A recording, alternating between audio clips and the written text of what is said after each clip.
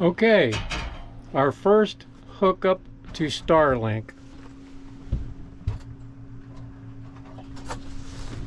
And it worked to success. The very first attempt, we did it. Very first attempt. And all I did was I just set it on top of the roof for now. Let me show you. I didn't bungee it down or nothing.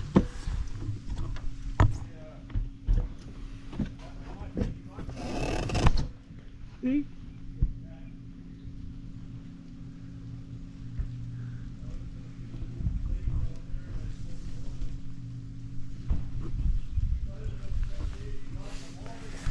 Works great.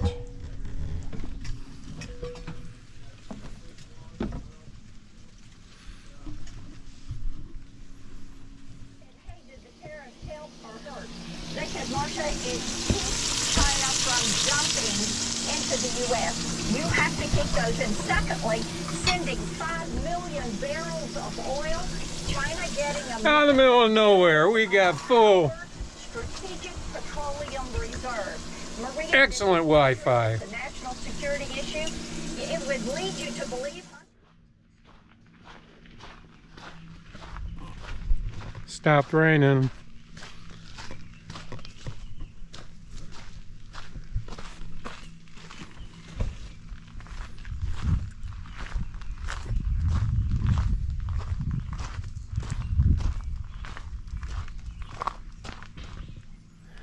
And here is the closest fishing hole from our campsite, which is just right there, just right down that road there. We parked the car right there. It's got a little path here. Wow, this is quite the climb. Yeah, especially in these muddy conditions.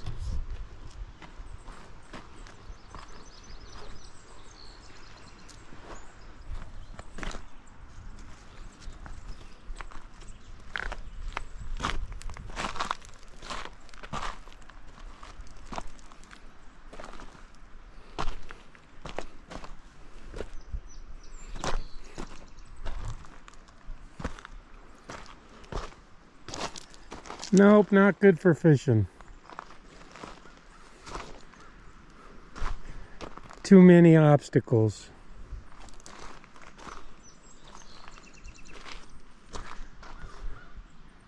But boy, is it magnificent. Clear water.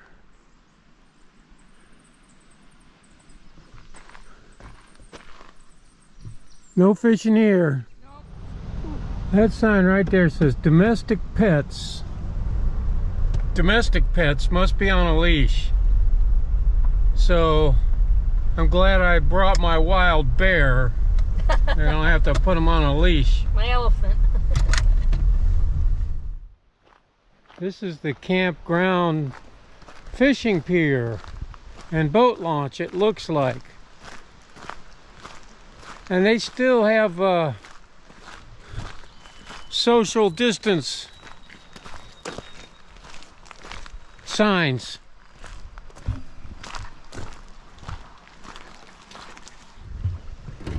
Canoe rental, boat rental. Looks like that canoe wants to leave.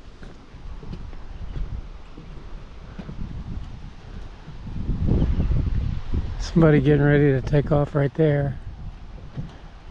It's pretty windy.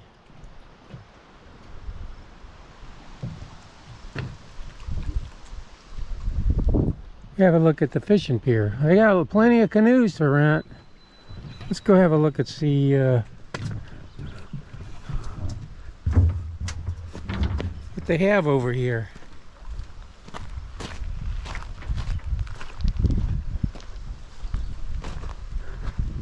Aluminum's the way to go, I think.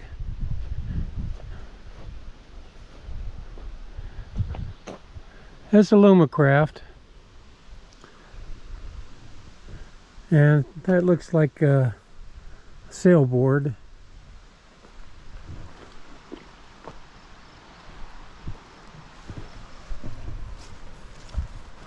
Yeah.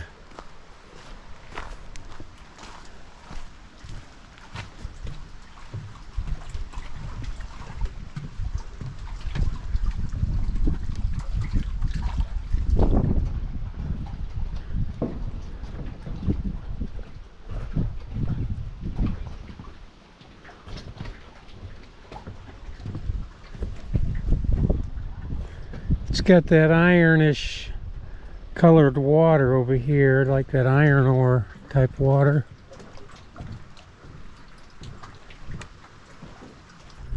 It's got islands out here. There's an island there. It's called Ruth Island. I think this might be the Bear Lake. I think there's only one lake here, and that is the Bear Lake, right? I think so. I should have brought the map. There's no water skiing on this lake, and the boat speed limit's 10 miles an hour.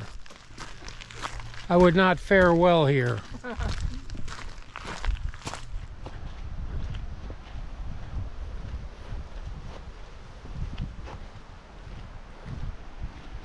Oh, wow. This would be a better place to fish, I would think. Yeah.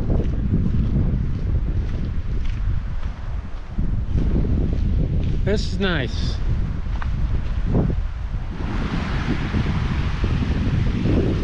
The beach. Drop off. This must be where the beach trail comes into.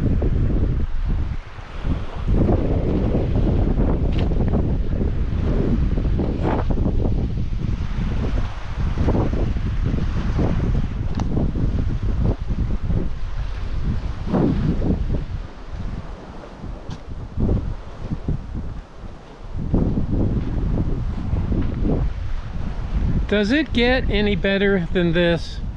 Does it?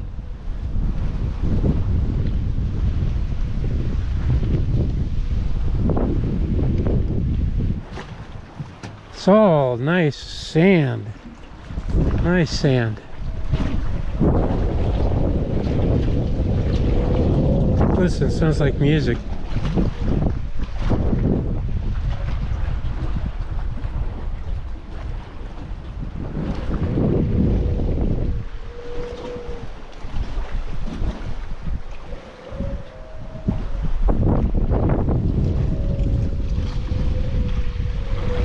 The wind is blowing through these holes. It's like a flute.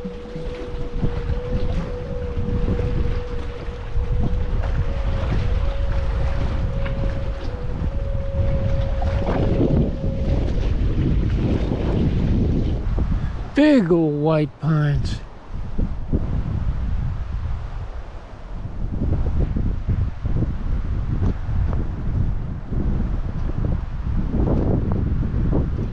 There's 3 of them. Okay. That's one that we were at. There's Eagle's Nest. Ruth Island. Okay. So Bears Lake is a different lake altogether. Yeah, and this is the hike I want to go on right here. This Norberg Lake. It's 3 miles. She wants to go on a hike. Yeah, not today. Tomorrow. Yeah. You got to wipe your feet too. Yeah, that's good. You gotta wipe your feet. Okay, we thought these were like power wash stations when we came by. But they're not. They're charging stations for electric cars in Minnesota, Apparently free. near the Canadian border. I don't see any place to deposit money or scan a credit card. I still ain't getting no electric car. I mean, that may be okay for now, like the way the weather is right now, but come December, you're not driving an electric car anywhere around these parts. This I can tell you. This is the North American Bear Center in Ely, Minnesota.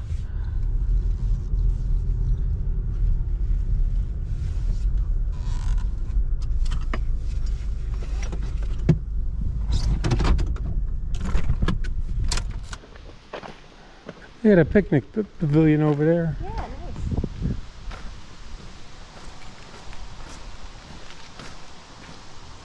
This is not a real bear.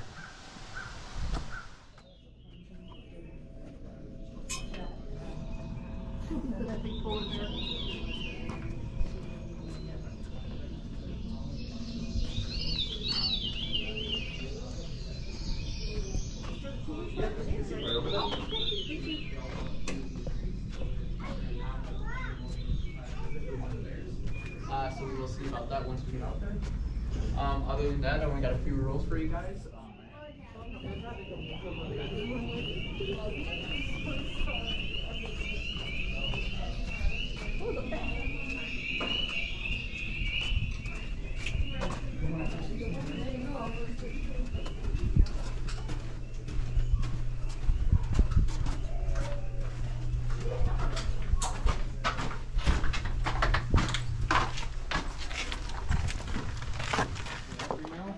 Again, as I was saying aside, this is that line that I was talking about. You guys can feel free to come all the way up to it. We just ask you guys to come cross over it.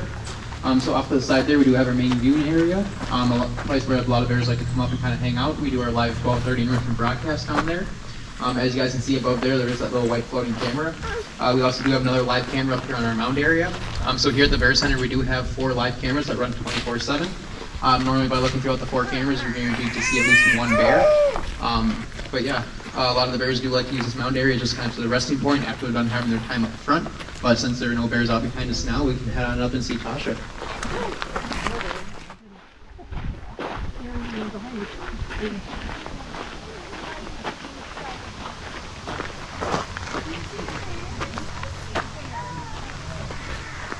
Alright, so as you guys are making your way up, we do have, first off, we do have our 7-year-old female Tasha. We did have a good question right away on if the bears are rescues. So yes, at this facility, all of our bears are rescues at one point or another. So 3 out of 4 bears were deemed to be nuisance bears to be unreleasable to the wild. So when a bear is deemed to be an unreleasable bear, they're kind of left with 2 options. They either have to find a forever home, so a facility like this or a zoo, or they're sadly going to have to be put down.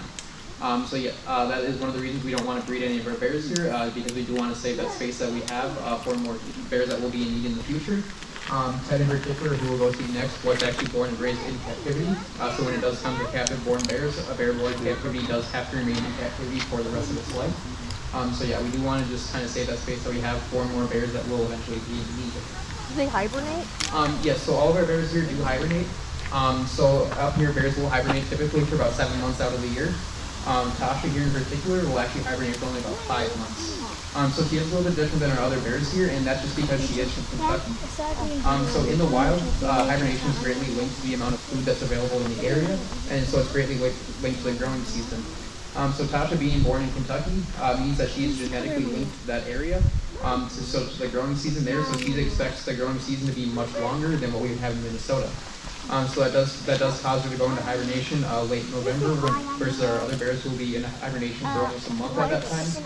And then her internal clock is so accurate that she's woken up within the same 3-day span all 5 winters that she's been here. That's between March 15th and March 18th. Obviously up here in northern Minnesota, there's still a decent amount of snow on the ground. So wherever she's denning during the winter, somebody will actually have to go strap on some snowshoes, go find where she's at, and then we'll have to give her some food until our natural food starts to return. But here we do give the bears the option for their hibernation. We give the option, so we have these little man-made like little chalets that we have, the little wooden dog houses. Ted, who we'll go see next, does take us up on that offer. We just give him a bale of hay, he pulls in, he makes his own little bed for winter, and he's perfectly fine with that. Tasha and Holly, on the other hand, they do prefer more natural dens. They'll actually go out into the main enclosure. Tasha in particular will spend a lot of time digging the den, making it all nice and neat for herself. But because she does go into hibernation later than Holly, Holly actually has a tendency to come by and then steal that den from Tasha. So then Tasha will end up having to seek out a different den. That either means she'll have to try and build a new one before hibernation, or like in the previous year, she has just ended up in the rock den kind of off to the side of the pond. So black bears have actually evolved to be extremely timid creatures. Black bears first were around back when there was dire wolves, short-faced bears, and saber-toothed cats, and those were all mega predators that actually went out and hunted black bears. So when black bears first came around, they were actually a prey item. So they were in that prey mindset, they still kind of are. They learned the ability to run very fast. A lean black bear can make it up to about 30 miles an hour going in a straight line. And they also learn the ability to efficiently climb trees to escape their danger. Black bears do have to be as efficient as possible, and they do that with eating. So if you watch Tasha real closely, that peanut shell is just going to kind of fall out of the side of her mouth. So black bears do have a built-in nutcracker. It's a little space right behind their canine tooth called a diastema. So they'll slip the nut into that gap, crunch down on it, and then using their mobile lips and tongue, they can separate the 2 parts. Her claws are supposed to be for climbing or digging. He doesn't realize that he's supposed to be going about the enclosure foraging for food, and he doesn't realize that he's supposed to be going around looking for mates. So Ted is 25 years old. In his 25 years of life, he's always had a female counterpart with him, and never once has he even showed interest or tried to make a pass at a female. Every year here, our 2 females will regularly try to court Ted. But Ted here just has no idea what they're talking about.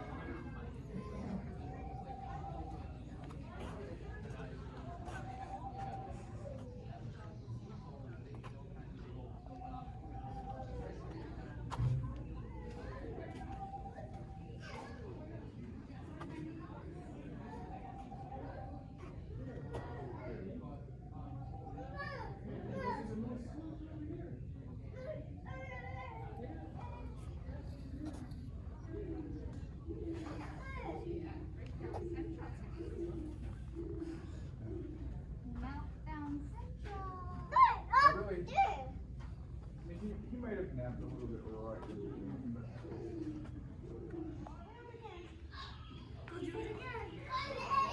Oh, Marty's like, I'm in. And found a shortcut. Oh, yeah. There's stairs, Marilla. There's stairs.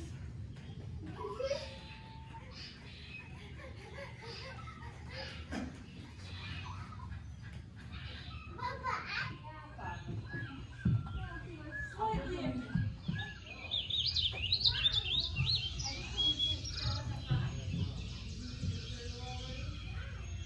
Oh, this is here is Pier, so I got it figured out.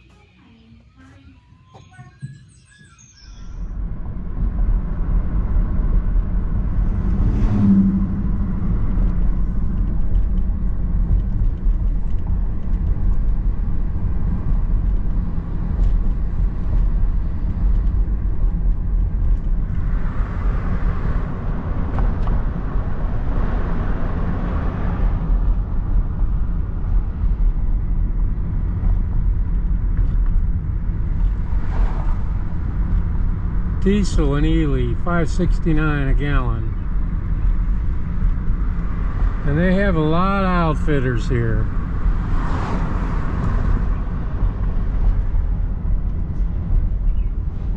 Lots of tourists here too.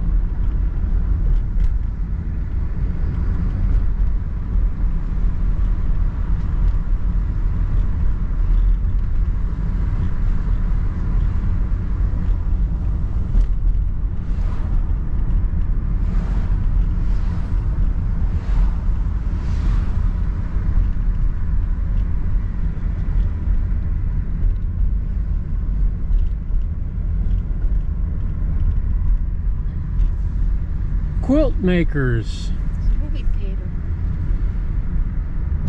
Is that the name of a movie? Quilt I Makers? guess. I don't think so. Maybe they were having some sort of gathering there.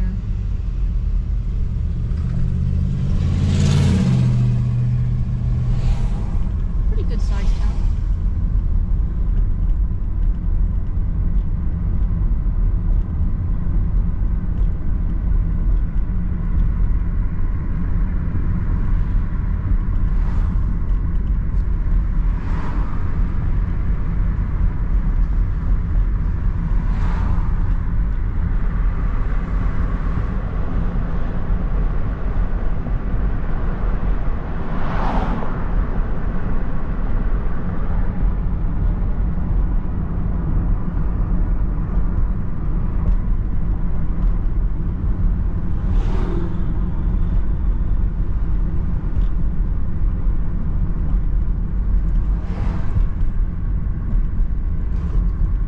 Here is the International Wolf Center.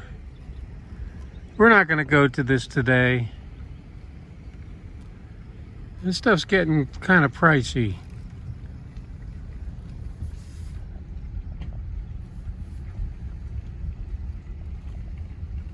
Oh, we will not be going. Oh, preferred, disregard. Let's see. Adults is 15, seniors 12. Look at you. Now,